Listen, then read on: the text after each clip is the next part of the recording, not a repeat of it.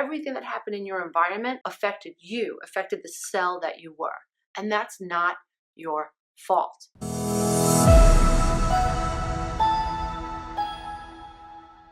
Imagine that everything that happened to you is basically like a computer program that has been microchipped into your mind. Now you can understand the purpose of reprogramming what has been downloaded. I'm going to teach you one of the ways in which you can reprogram your mind. And so what you have to do is, if you wanted to reprogram a computer, right? Let's say there was something wrong with your computer. There's something wrong with one of the programs. You would first have to figure out what was wrong.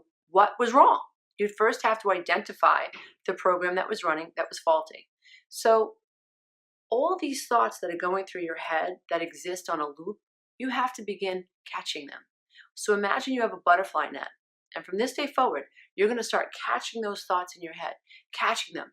Don't let them just race through your head like thoughts tend to race. Catch them. So imagine that you have the ability to catch a thought in this butterfly net. And then what I want you to do is I want you to get your notebook, and then what you're going to do is you're going to take the thoughts that are in this butterfly net and you're going to start writing them out. You need to know what these thoughts are. You need to know what has been downloaded into your mind. So let's say you fear that you're never going to find true love. So we don't realize like how many times a day that thought might be racing. I'm never going to find anybody. I'm too old. I'm too fat. I'm too gray. Whatever. So you have to start catching those dysfunctional, self-sabotaging, negative loops of thought. You have to catch them before you can reprogram it. So let's, for argument's sake, let's say that's the thought that's going through your head. I'm never going to find true love. So catch it. Now you caught it. Now what you do is you take your notebook and you write out in your notebook, in your journal, I am never going to find true love. Now, dear ones, that's not true. Now this is the thing. As a man thinks, so is he. You could walk around for the rest of your life with the idea that you're never going to find true love. And guess what? You will never find true love. But here's the thing. Not because you couldn't, but because you didn't believe you could. As a man thinks, so is he. Your beliefs are you creating your reality as you go. And you can check out the work of another fabulous doctor named Dr. Robert Lanza, Lanza. He is proving that we are creating our reality as we go. What you think and the images that you keep in your eye, in your third eye, become projected on the screen that we call the universe. So that means I have to teach you, or you have to teach yourself, whatever, it has to happen. You have to learn how to change what's going on in here so you can change what's going on out here. But guess what? You can't change what's going on in here until you gain some control over what's going on in here. So that's why I'm trying to teach you to objectify these scary thoughts. So let's say we'll play with that thought again. I'm never going to find true love. So you take that thought, you write it down, I am never going to find true love. And then what you do is you reframe that thought. You look at it, you objectify it. You ask yourself, is it true that I'll never find true love? Only if you say so.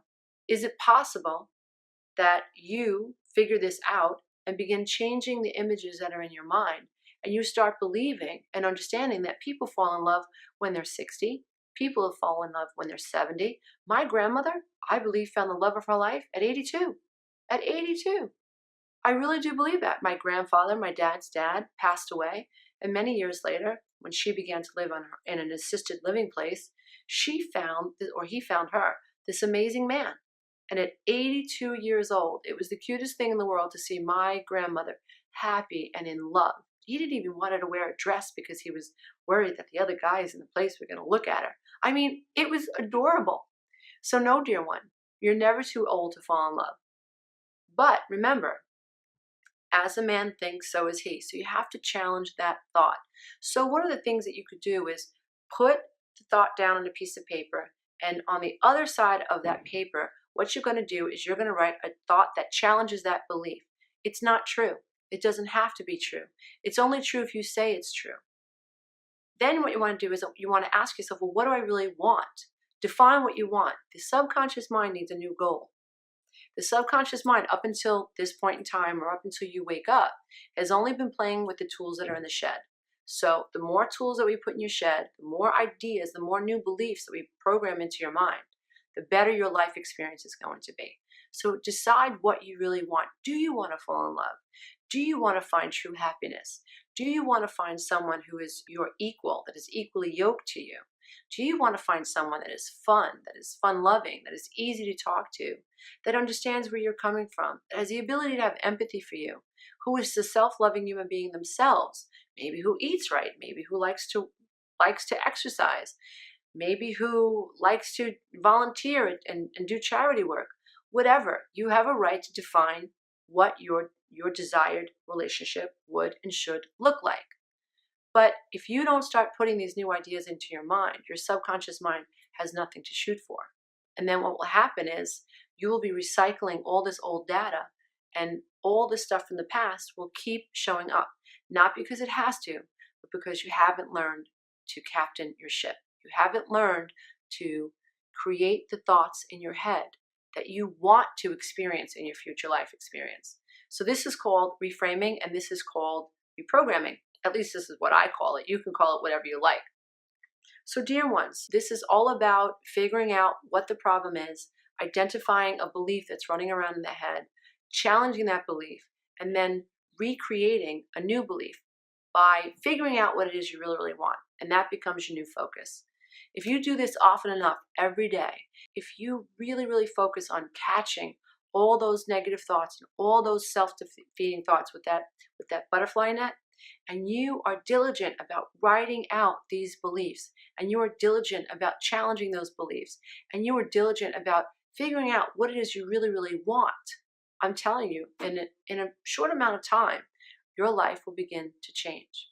You have to change the inside before you can experience the change on the outside. You can go to my website and take the codependency quiz.